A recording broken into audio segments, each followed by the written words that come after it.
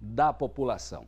A gente continua falando ainda sobre o anúncio do governo com relação à retomada da economia, da vida normal, das atividades. Agora eu vou conversar com Manuel Costa, o consultor Manuel Costa. Ele é diretor do Conselho do Grupo Ed Sergipe.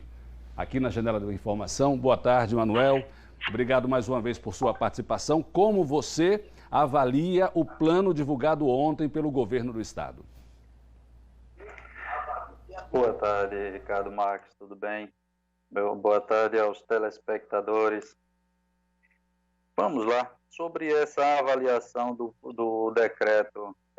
Ele continua, Ricardo, como a gente já solicitou antes, um plano eficiente de combate à pandemia, respeitando a economia. E até agora ele não chegou. O plano de ontem ele está cheio de falhas, de informações que não vai fazer funcionar. Só para a gente ter uma ideia, o decreto está liberando a partir de amanhã, depois de amanhã, dia 18. Mas a primeira regra é... Desculpa, passou um barulho aqui na minha rua. A primeira regra é 70% dos leitos máximo, 70% dos leitos ocupados, leitos de UTI público, e nós estamos com 73%. No caso, você acredita... Isso quer dizer que... Pois não, pode continuar, Manuel. Isso quer dizer, como todo projeto que ele fez, todo plano que ele fez, depende de algumas ações, que seja, primeiro, ocupação de leito, e nós não temos, todas as vezes ele vai interromper a liberação dessa economia. Então, o que nós temos hoje, 73%, não vai acontecer, ele não vai conseguir liberar isso, ou ele não vai cumprir o que ele mesmo está no plano, o que ele mesmo desenhou no plano.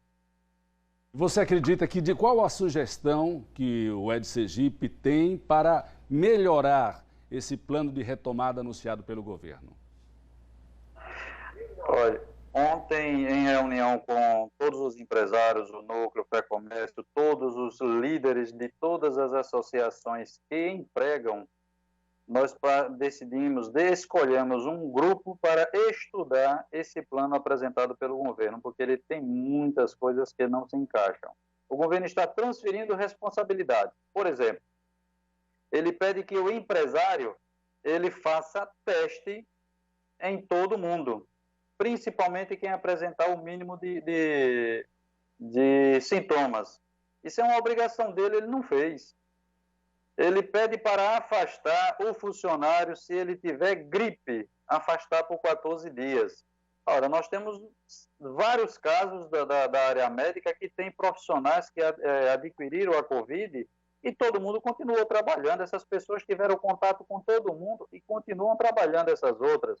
Ele está inventando uma transferência de responsabilidade que é dele. Em relação a testes mesmo, eu vou pedir para poder apresentar uma informação absurda. Se nós hoje temos, Ricardo, 34 mil testes e 15 mil deu positivo, nós estamos dizendo que foram testados 2,2 pessoas para cada positivo. Se eu fiz o teste, deu positivo, o governo tem a obrigação de fazer mais um para poder dizer ele agora está bom. Como agora mesmo você ouviu na reportagem, 500 novas pessoas ficaram curadas. Precisou do segundo teste, concorda? Então, como é que o governo está fazendo 2 testes por pessoa, o município está fazendo 1,7 testes por pessoa, Aracaju, e ele diz que está sabendo o que está acontecendo com a Covid? Ele não está sabendo. Só está fazendo o teste com quem já chega com sintomas dentro do próprio hospital. Então, ele não tem condição nenhuma de fazer um plano eficiente se ele nem sabe o tamanho do problema. É o que a gente está o tempo inteiro falando. Cadê esse plano eficiente? Não é eficiente. Manuel, para a gente concluir a nossa entrevista aqui no Balanço Geral, há pouco nós entrevistamos o representante da CUT, que ao extremo também não concorda com o plano do governo do estado. Você acompanhou a entrevista? Você viu que eles sugerem que não haja um plano de jeito nenhum. O que acontece?